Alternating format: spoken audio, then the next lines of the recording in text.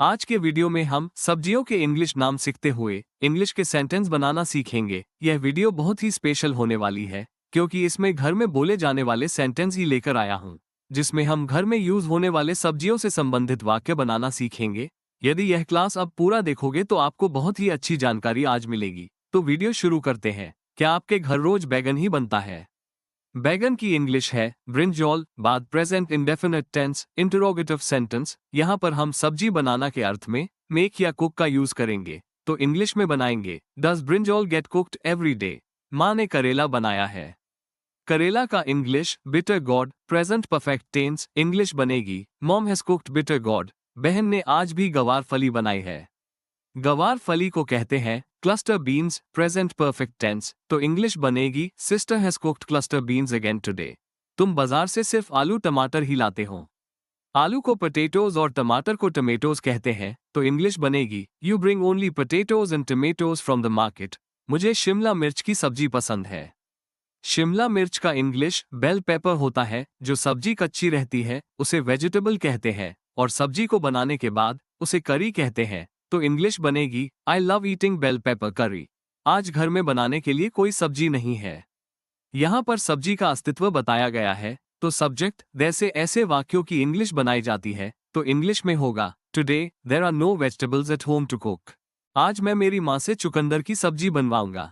चुकंदर को इंग्लिश में बीटरूट कहते हैं और इस वाक्य में काम करता ना करके किसी और से करवा रहा है। इसको कॉजेटिव वर्ब हैव से इसकी इंग्लिश बनाएंगे। इंग्लिश में होगा today I will have my mom make beetroot करी।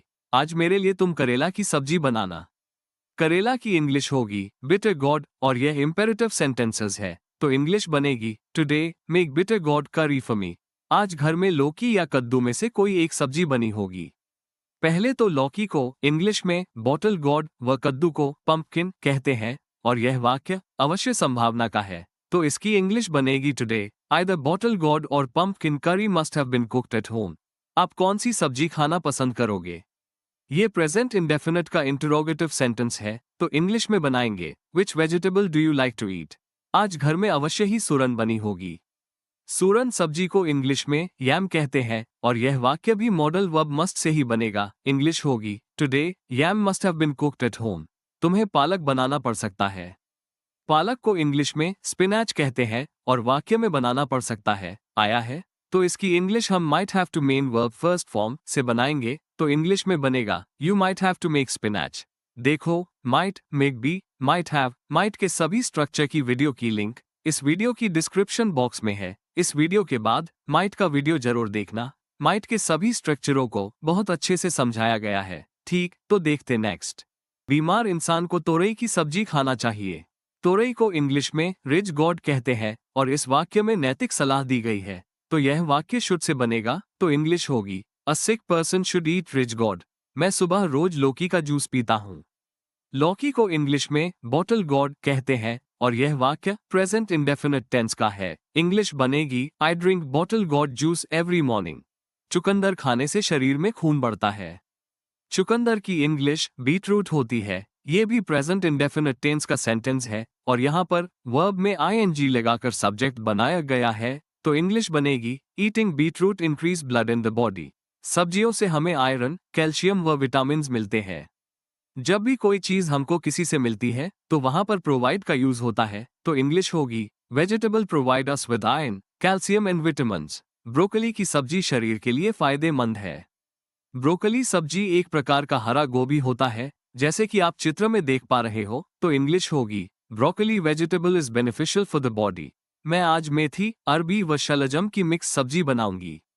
इंग्लिश में मेथी को फेन्यूग्रीक, अरबी को कलोकेशिया और शलजम को टर्नअप कहते हैं और यह फ्यूचर सिंपल का वाक्य है तो इंग्लिश होगी today I will cook a mixed vegetable of fenugreek, colocasia and Turnup.